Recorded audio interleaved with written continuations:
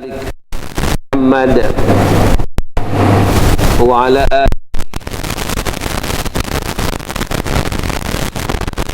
ila yaumiddin, amma ba'd. Faya ibadallah, ittaqullah, usikum wa nafsi bitaqwallah, faqad fazal muttaqun. Rabbi shrah li sadri wa yassir li amri wahlul 'uqdatam min lisani yafqahu qawli. Rabbana zidna ilma warzuqna fahma. Wa qala Allah Ta'ala fi kitabihil aziz, a'udzu billahi minasy syaithanir rajim, ya ayyuhalladzina amanu lima taquluna ma la taf'alun, kabura maqtan 'indallahi an taqulu ma la taf'alun. Sadaqallahul azim. Pertamanya, marilah kita memanjatkan syukur pada Allah Subhanahu wa Ta'ala. Dalam satu tajuk daripada buku 25 ayat Al-Quran pilihan muhasabah jiwa dan minda dalam muka surat 92, ada satu tajuk berkenaan dengan manifestasi iman. Pembuktian iman kita itu apa? Apa bukti kita ni beriman? Maka kata Ustaz Hilal Ashraf, manifestasi iman itu adalah tindakan. Kita perlu bertindak. Tak cukup hanya iqrar bil lisan wa tasdiq bil qalb, membenarkan dengan hati, taqrir bil lisan, ucap dengan lidah, tapi yang hujung tu wal amalu bil jawarih, iaitu melaksanakan dengan anggota tubuh badan. Kita nak tukar sikit supaya Islam ini tidak hanya bercerita aja, tidak hanya berceramah sahaja, tidak hanya memberikan nasihat-nasihat yang baik saja. Sebab hari ini dah jadi macam satu persetujuan bahawa Islam itu adalah cakap benda-benda baik, nasihat benda-benda baik, bincang benda-benda baik, tapi tidak menuju kepada perkara yang paling mustahak adalah melaksanakan, buat yang dipanggil wa'amilus salihat. Mereka melaksanakan amal soleh. Maka yang inilah yang harus diketengahkan semula, kerana ini yang sedang hilang daripada umat Islam. Bukan bercakap tentang iman dan mempercayai Allah Ta'ala. Percaya tak orang Islam sangat mempercayai Allah, tapi benarkah umat Islam tidak bertindak, tidak bergerak dan bekerja? Kalau tidak benar, manakan mungkin muka bumi ini berada di tangan orang tidak beriman? Kalau tidak benar, mana mungkin bahawa seluruh pengurusan kita tidak diuruskan oleh kita? Kalau tidak benar, bayangkan perniagaan yang dahulunya dimiliki oleh orang-orang Islam, sekarang sudah tidak lagi. Ketika Sayyidina Osman bin Affan melalui satu jalan perniagaan, kita cerita ni bukan nak suruh jadi peniaga, tapi kita cerita ni nak bagi tahu bahawa perniagaan adalah merupakan salah satu daripada cara untuk Islam berkembang dan menyebabkan Islam tidak bergantung kepada orang lain.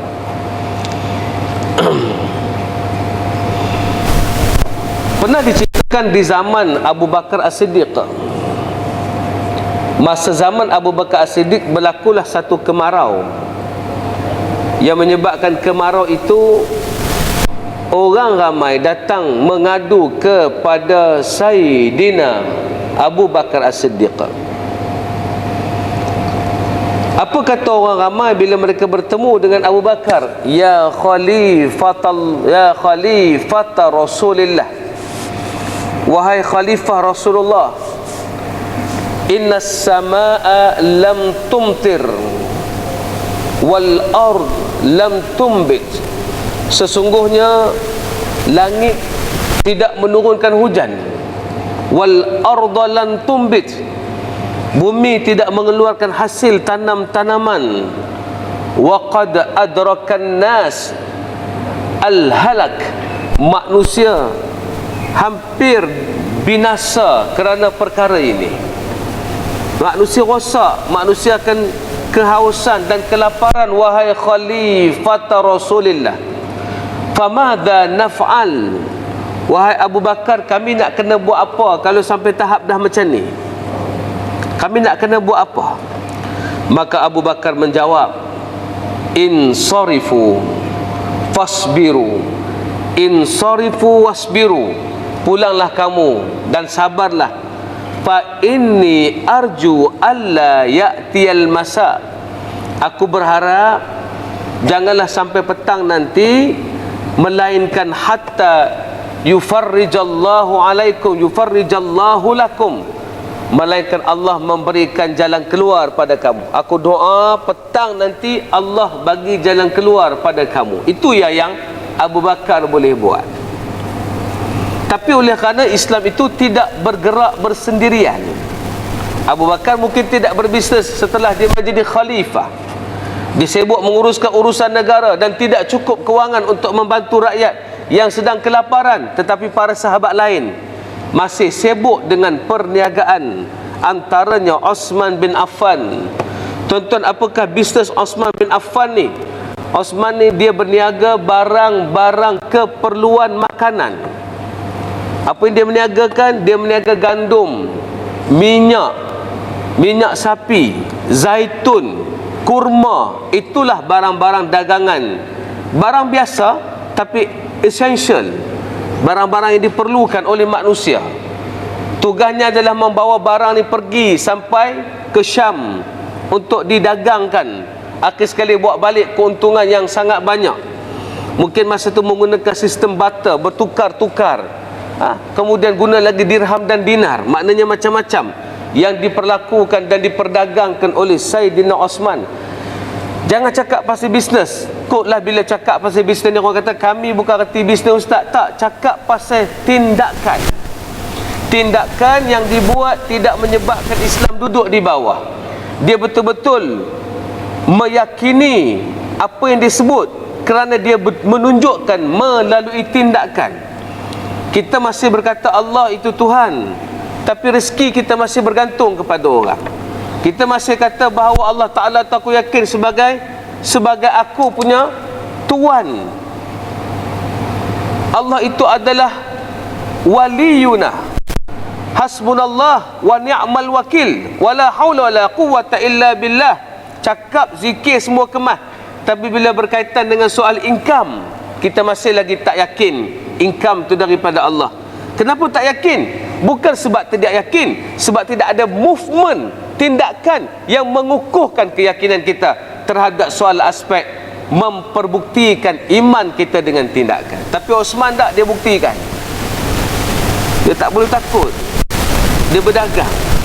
Ketika Rasulullah mengajak para sahabat berinfak dalam peperangan, dipanggil peperangan Usra, peperangan yang sedang kepayahan, Nabi namakan sebagai Ghazwatul Usr, perang payah, iaitu perang Tabuk, perang yang sangat payah. Nabi ajak para sahabat infak, bagi sumbangan. Ini saya nak betulkan balik. Kalau orang kata Nabi tak pernah minta sumbangan, Nabi minta sumbangan tapi bukan untuk diri dia, kan? Ada orang ni bila dia memperkecilkan urusan sumbangan ni pasal dia rasa bahawa minta sumbangan tu Nabi tak pernah buat. Tak, Nabi buat selalu, minta sumbangan, tapi bukan untuk peribadi Nabi. Untuk Islam tu kuat, mesti anfiq, mesti menyumbang, mesti wa anfiqu bi amwalikum wa anfusikum fi sabilillah. Ayat tu jelas dah, kena menyumbang.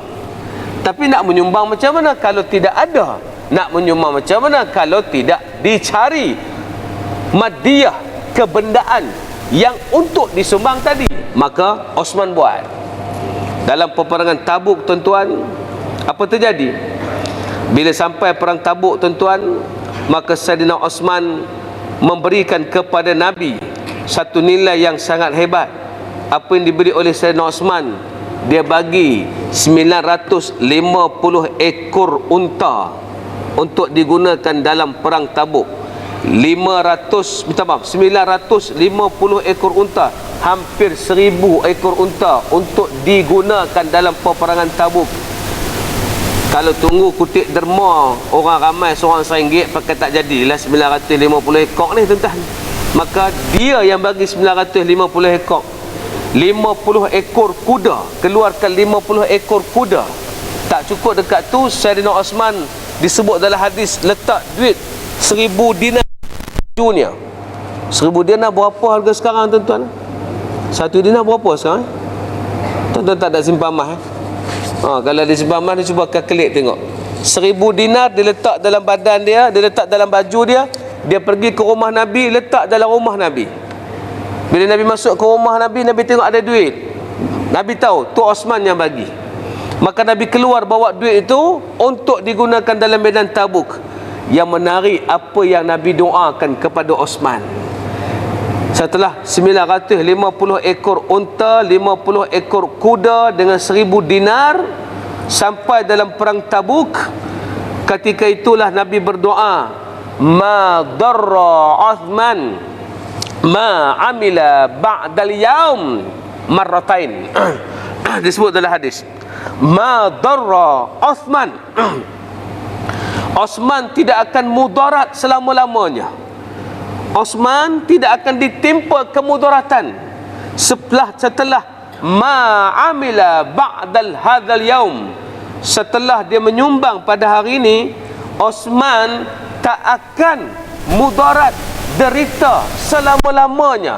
Marratain, dalam hadis disebut marratain. Nabi ulang perkataan itu 2 kali. Ma darra Uthman, ma darra Uthman. Nabi ulang 2 kali. Osman tak akan kena mudarat. Osman tak akan kena mudarat. Ma amila ba'dal yaum. Osman ni sejahtera ya setelah dia buat kerja yang hari ni. Bagi unta, bagi kuda, bagi duit 1000 dinar. Kenapa boleh bagi? Dia bertindak dengan kepakaran. Kata kunci pada tengah hari ni, bertindak dengan kepakaran kita sampai orang bergantung dengan kita, bukan kita bergantung dengan orang. Tu dia. Tu kekuatan Islam. Benda ni nak kena bagi faham. Tak apalah, lambat sikit tak apalah. Lambat tu apa lama tu Ustaz? Lambat dah 20 tahun dah ceramah duduk macam ni kan. Tapi ceramah agak nak macam mana? Sampai ada orang sedap, ada tak sedap jalan juga kan. Sama ada saya berhenti ataupun saya terus tu ya. Jadi saya kena terus ya. Takkan saya nak buat tajuk lain. Takkan saya nak buat tajuk yang bila kita dengar tu asyik kita nak mati daripada kita hidup. Entah. Tujuan saya nak bagi masjid ni orang hidup datang, bukan orang nak mati datang. Tuan-tuan, orang nak mati kena datang, dengan salah faham pula. Tapi jangan sebab dia nak mati dia tak mau buat apa-apa. Tu tak betul tuan-tuan. Kan, kita nak orang yang hidup mari juga masjid. Hari ni duk jadi orang tak mau masjid Ustaz. Muda lagi Ustaz. Bila kami nak hidup lagi, kalau pergi masjid dia pun suruh kami mati. Jadi tak payah.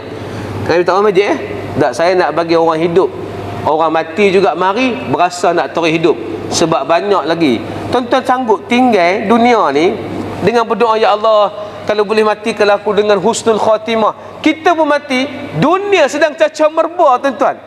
Nabi tinggalkan dunia ni, Nabi mati, pilih untuk mati setelah dunia berada di tangan para sahabat. Baru Nabi mati. Tiba-tiba kita boleh fikir nak mati tak kala dunia berada di tangan orang kafir tuan-tuan. Betul-betul selfish tuan-tuan. Osman didoakan Nabi sampai tahap tu. Maka bila dia bawa balik barang-barang dagangan daripada Syam, semasa Sayyidina Abu Bakar berkata, insarifu wasbiru, balik kamu, sabarlah. Aku harap petang nanti adalah keinginan ataupun kamu punya bebanan tu hilang. Betul, petang tu Osman balik dengan keuntungan barang dagangan. Osman dia tak sibuk tentang pemerintahan. Dia khalifah ketiga. Ni zaman Abu Bakar. Nanti Umar akan naik, dia masih terus berniaga. Itu penting. Jangan sibuk dengan urusan politik bila kita bukan involved dalam politik. Tak payah tuan-tuan. Kita buat kerja kita sampai tahap esok Bila orang jemput kita untuk terlibat dengan politik, baru kita join setelah kita ada kekuatan.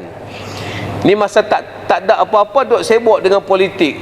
Catok orang ni, diri sendiri tak tercatur tuan-tuan. Tak payah ngarut semua tu. Nah. Bila Osman buat balik barang dagangan tuan-tuan, orang pun nampak sinar, orang-orang miskin pun nampak, alhamdulillah Osman balik barang. Cuma problem ni bila Osman buat balik barang dagangan ni adalah pedagang-pedagang mula datang menghimpit Saidina Osman. Pedagang-pedagang yang nak beli keuntungan Saidina Osman, barang-barang yang dia bawa balik daripada Syam, barang-barang yang diperdagangkan, kemudian dia bawa balik barang-barang daripada Syam. Mereka ni datang nak beli pada Saidina Osman. Para tujar ni datang bertemu dengan Saidina Osman, pergi jumpa Saidina Osman. Mereka pun kata, mereka sampai depan Osman. Osman tengok mereka sampai, Osman pun kata, madza turidun? Hampa ramai-ramai ni bahasa apa? Nak apa? Ada benda apa hampa nak ni? Madza turidun? Maka dia pun jawab, innaka ta'lam madza nurid. Kata depa, asal hang tahu Osman, kami nak apa? Yang kami nak, bi'na min hadzal ladzi wasala ilaika fa innaka ta'rifu hajatan nasa ilaih. Tolonglah Osman, juallah barang-barang daripada kami, jual barang ni semua. Sebab hari ni manusia tengah menderita, orang Islam tengah menderita ni. Kami nak ambil barang ni sebab kami nak jual pada orang Islam. Semoga mereka boleh dapat makanan setelah kita berjual beli dengan mereka. Depa mai tu nak beli barang Osman, depa nak jual balik. Osman pun tanya depa dengan satu ucapan. Osman tanya kepada mereka dengan satu ucapan, kamu nak beli berapa? Nak beli berapa? Depa jawab, dirhamun li dirhamain. Untuk satu barang berjumlah 1 dirham, kami nak beli dengan 2 dirham. Osman kata, ada nak tambah 2 dirham sikit sangat, ada nak tambah. Ada yang berkata al-arba', kami nak tambah 4 dirham. Osman kata, ada lagi yang berani tambah. Ada yang kata khamis, kami akan tambah 5 dirham. Osman kata, ada lagi nak tambah? Tak cukup 5 dirham untuk satu barang berjumlah sedirham. Tak cukup, Osman kata. Nampak macam Osman tamak. Dia berkata, Osman, tak ada dah.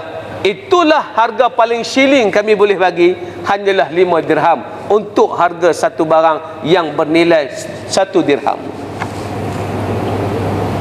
Kalau kamu tak sanggup, aku ada orang yang sanggup, kata Osman. Pihak itu sanggup membeli kepada aku 1 dirham barang aku dengan harga 10 dirham. 10 dirham, Osman kata. Mereka pun kata, tak ada dah, orang sini tak ada dah. Kalau ada, siapa wahai Osman? Maka Osman pun jawab dengan satu ucapan. Kata dia, innallaha qad a'tani bi kulli dirham 10. Kamu, aku offer kamu 5 dirham, kamu tak boleh ganti 10. Tapi Allah memberikan kepada aku jual pada Allah 1 dirham, Allah bagi kepada aku 10 dirham. Al-hasanatu bi asyri amthaliha, 1 dibalas 10. Fahal indakum ziyadah, ada yang berani tambah lebih pada tu? Semua pakat terdiam, tak boleh tambah, tuan-tuan. Maka mereka tak dapat ambil kesempatan untuk jual barang. Osman kata, aku sedekahkan semua barang ini kepada orang-orang Islam yang susah. Siapa yang nak ambil, ambillah. Osman hanya ambil bahagian dia sikit dan family dia, yang lain dia bagi kepada orang Islam. Kan itu tindakan orang beriman.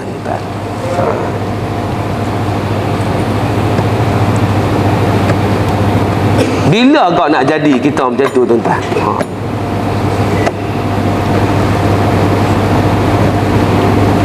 Inilah kerja yang saya sedang usahakan. Saya bercakap, berkata, ustaz awak tak buat. Saya dah buat, tapi bukan bidang saya. Saya dah buat aiskrim, tuan-tuan, tapi bukan bidang saya. Saya ustaz, tuan-tuan. Ustaz buat apa lagi? Macam-macam niaga buat. Buka kedai runcit, tuan-tuan. Tak boleh, saya mengajar. Saya pernah order ikan bilis, ikan apa semua nak berniaga. Saya panggil budak-budak berniaga, tak boleh bankrupt tuan-tuan. Satunya benda tu kena knowledge. Nama pun retail. Retail is detail. 1 sen pun tak lepas. Saya kira-kira mana tu matematik fail.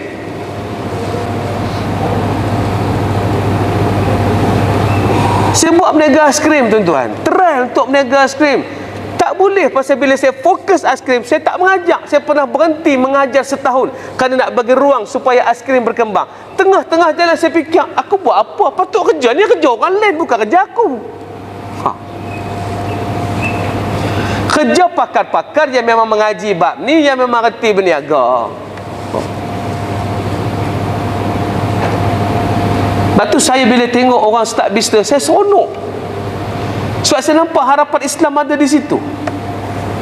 Bila orang sedang buat sesuatu, walaupun dia tidak bisnes, tapi dia buat sesuatu, tak apalah. Walaupun dia bekerja dengan orang, tapi dia buat sampai sistem tu baik. Oh, seronok tengok tuan-tuan. Bila ada orang Islam start berniaga ayam, ayam bismi, ayam apa lagi tuan-tuan? Ladangku, ayam apa lagi? Wak akuk, macam-macam lah ayam sekarang tuan-tuan. Dah mula seronok tuan-tuan. Pasal orang Islam kita ada kesedaran untuk berniaga. Tapi jangan tanya, kenapa ustaz tak buat ayam? Oh, macam orang gandul kata, kalau hamba buat ayam, jadi ayam.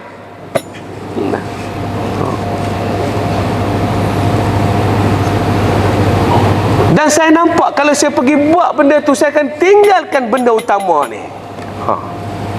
Sebab tu saya nak orang semua buat kepakaran masing-masing. Kalau Nabi pergi sibuk berniaga, tak jalan dakwah ni.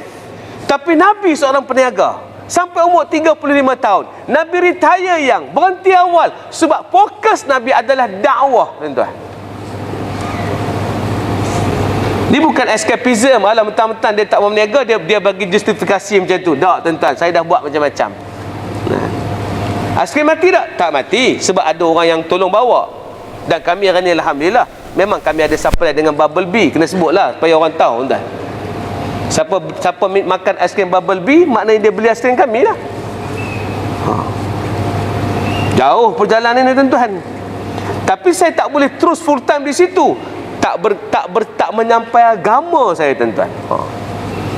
Sebab kepakaran saya adalah menyeru orang untuk bergerak. Saya kena buat benda tu agar orang bergerak. Yang muda-muda masih lagi cari jalan, carilah sebaik-baik jalan. Sekarang ni bekerja dengan orang dulu, tapi jangan selama-lamanya. Dapat ilmu daripada anda bekerja dengan orang, buat sampai jadi itu adalah agama. Agama perlu belaka. Marah kepada Starbucks, kita perlu ganti Starbucks Islam. Marah pada McDonald, kita perlu ganti McDonald Islam. Marah kepada KFC, kita perlu ganti KFC Islam. Alhamdulillah, sekarang KFC dimiliki oleh kita, tuan, oleh KPJ. Tak tahulah, katanya nak jual lah, tuan-tuan. Tak apalah, tapi ceritanya pernah, tuan-tuan. McDonald sudah ada pengurusan kita daripada dimiliki oleh apa nama kawan tu, Winston Tan. Asal McD Winston Tan punya, tapi convert sampai orang Islam hari ni dah menguasai, dah jadi manajemen, dah dimiliki oleh satu syarikat di Arab Saudi yang beli 3 ni. Arab Saudi punya McD, beli Singapura dan beli Malaysia punya McD. Akhir sekali dicantumkan di bawah satu company. Orang Islam menguruskannya sekarang. Alhamdulillah, dah move, tuan-tuan. Tapi tak nak dengar nada ni, tak nak dengar nada apa? Oh, kita kena boykot. Oh, kita tak boleh, jangan makan buah tu. Oh, jangan ni, kita jangan tolong orang ni. Tak boleh. Itu tindakan tidak bijak. Tindakan yang bijak macam Saidina Osman, bukan hanya mengeluh tapi buat sesuatu, tuan-tuan. Dan saya yakin apa yang saya sebut ni bukan semua orang boleh sambut, tuan-tuan. Tapi saya kena sebut sebab kok di celah tu ada yang rasa dia berseorangan. Jangan takut, Ustaz Zul bersama anda. Saya boleh link anda dengan beberapa orang yang lain. Saya ada jumpa orang buat macam-macam tu. Ada yang buat elevator parking, buat parking bertingkat tu depan apa nama Menara Tabung Haji sebelah sana. MAP tu adalah orang kita punya. Dapat teknologi pada Jepun, dia buat. Susah. susah gila ustaz, kata dia. Jatuh berkali-kali, bangun jarang-jarang sekali. Tu dia. Berbaloi, sangat berbaloi tuan-tuan. Baru ni Cina datang, engage dengan dia, nak bawa teknologi tu pergi ke negara Cina pula tuan-tuan. Orang Islam kita, bukan orang Islam kita yang tak sembahyang. Ini memang solat tuan-tuan. Masjid, saya jumpa dia pun sedang iktikaf dalam masjid tuan-tuan. Nak bagi tahu ramai orang kita yang buat sesuatu. Tapi jangan fikir bahawa kita nak serah nasib kita pada orang. Jangan fikir bahawa kiamat nak datang ni, aku nak berhenti. Tak, jangan tuan-tuan. Pantang larang nombor satu Nabi adalah selagi belum jadi kiamat adalah berhenti daripada hidup. Itu pantang larang nombor satu Nabi. Takkan ustaz kami nak pulung dunia sekarang ni? Sebab tu jangan guna pulung dunia, tukar. Kita sedang buat kerja akhirat. Yang kita kerja di Mardi, kita buat benda akhirat. Siapa kata kita kerja di Mardi buat benda dunia? Siapa yang kata kita buat kerja dunia ni? Cuba habak mai kat saya. Yang buat kajian pasal pelet ayam, yang buat kajian pasal ni, kemudian orang boleh guna, industri boleh guna, bertahun-tahun industri guna. Orang yang mengasaskan tu pahalanya begitu banyak tuan-tuan. Dulu saya pergi jumpa dengan sahabat-sahabat di UPM tuan-tuan. Dia berkata ada satu orang buat satu stiker tu untuk buah. Saya pun tak nak tengok stiker tu. Stiker tu untuk buah, lekat di buah, buah tu panjang, hayatnya panjang, tempoh hayatnya dipanjang. Dan benda tu pernah dibawa pergi sampai ke, Allahumma salli Muhammad, ke apa nama, Qatar, satu lagi apa, Dubai. Pernah pergi ke Dubai untuk dibuat benda tu agar dipakai oleh ramai orang. Tuan-tuan, teknologi yang kita hasilkan memudahkan orang. Selagi orang pakai, selagi itulah pahala kita dapat. Kenapa nampak tu dunia tak faham saya. Ini bukan marah, geram tuan-tuan. Sebab orang suka guna perkataan ni. Ustaz nak kiamat, dunia kami tak mau dah. Loh, yang hang buat tu akhirat, hang sedang dapat pahala. Hang tak percaya ke? Mungkin nak kena tunggu tok guru besar kau iktiraf yang dibuat. Ustaz Zul iktiraf ni dia tak apa nampak. Alah Ustaz Zul pandan, nama pun pandan. Macam pondannya tak ada apa-apa pun. Dia nak sahibu samaha, murabbi murah, apalagi lah yang syekhul syekh susak apalah. Yang orang-orang yang dianggap hebat-hebat ni kena sebut baru dia percaya. Saya sebut lama dah bahawa orang Islam tak boleh tinggal dunia. Baru-baru ni Ustaz Abdul Samad baru sebut, viral. Sebab apa? Ustaz Abdul Samad sebut. Tak apalah, alhamdulillah dia tolong sebut. Syukur saya. Jangan nampak saya kecil atau besar. Saya memang besar badan tuan-tuan. Tapi jangan nampak Ustaz Zul, Ustaz kecil ya, Ustaz biasa-biasa. Saya bukan bawa pandangan saya bawa apa yang Osman buat tuan-tuan. So jangan berhenti. Dunia ni Allah bagi untuk kita. Kelapa sawit ada dengan kita, getah ada dengan kita, timah ada dengan kita, minyak duduk di tangan kita tuan-tuan. Dan kita akan explore new teknologi ni tuan-tuan. Orang-orang kita sedang sibuk. Cuma kita nak orang tu balik dengan iman. Tu ya tuan-tuan. Inilah tujuan khutbah, tujuan tazkirah. Agar tuan-tuan yang masuk dengar ni rasa endorsement daripada ulama, endorsement daripada agama, endorsement daripada kata-kata sahabat tuan-tuan. Balik buat. Bukan masuk dalam ni, kemudian keluar hanya sampai dekat kedai depan sana makan nasi, betul lupa, tak mau tuan-tuan. Kedai nasi tu kena singgah makan, pasal Haji Ma'il punya kena tuan. Tapi nak bagi tahu bahawa tuan-tuan kena sambung lepas tu. Apa dia? Buat sesuatu tuan-tuan. Duduk di Mardi buat research, duduk di UPM keluarkan teknologi. Yang sedang sibuk menulis buat tulisan. Orang Islam nak benda ni semua menjadi kekuatan kita, agar satu hari kita tak menumpang orang lain. Bila boleh cakap tak menumpang orang lain, baru boleh sebut hasbunallah wa ni'mal wakil, wala haula wala quwwata illa billah. Ini takbir Allahu akbar, la ilaha illallah. Tuan-tuan, lembu korban ambil pada orang tak Islam. Buat jalan tuan-tuan. Nak kata apa? Tak boleh marah. Tapi hati geram. 10 tahun dah kot ni. Takkan saya kata, saya pernah kata, takkan aku nak terjun buat lembu pula? Mati aku macam ni. Aku tak ada teknologi tu. Saya gunakan apa yang saya mampu. Gerakkan orang, bangunkan orang. Alhamdulillah, bertahun-tahun cuba tuan-tuan, barulah 2-3 masa ni bertemu dengan 2-3 orang yang cuba dedahkan diri. Kami buat ni ustaz, kami buat ni ustaz, kami buat ni ustaz. Saya berkata minta izin, saya nak cerita kisah tuan. Saya minta izin untuk bawa promotion cerita tuan. Pasal cerita tuan ni menarik untuk sedarkan orang Islam tuan-tuan. Cuba tuan-tuan bayang, ada satu syarikat namanya Burger Otai. Otai Burger, simple dia. Tapi dia buat cawangan yang banyak. Itu pun bukan cawangan-cawangan yang dalam kedai, meniaga tepi jalan. Dia create budak-budak meniaga burger tepi jalan. Tuan-tuan tahu zakat dia berapa? Dia keluarkan zakat hampir jutaan tuan-tuan. Saya tak mahu sebut exactly dia. Hampir jutaan dengan meniaga burger ya. Apa dia buat? Budak-budak meniaga burger, mereka dibuat sistem untuk keluarkan zakat. Hampa dah dapat untung, bagi zakat ke orang. Ini sistem yang menyebabkan duit yang dihantar pergi Palestin, duit itu juga yang diagih menggunakan sistem zakat. Akhir sekali orang nampak bahawa mereka penyumbang, antara penyumbang ekonomi, dan mereka bukan hanya bayar zakat, mereka juga bayar cukai tuan-tuan. Nega burger tepi jalan je. Dan saya bukan bercakap pasal perniagaan saja. Saya bercakap orang Islam tak boleh duduk di belakang, tak boleh jadi follower. Dia mesti lead the trend. Walaupun tidak semua, kita yang tak mampu jadi jadi leader, kita ikut orang yang betul tuan-tuan. Tu ya. Tapi dalam ni kena buat sesuatu dengan kepakaran yang ada. Cukup sekadar tu, insya-Allah.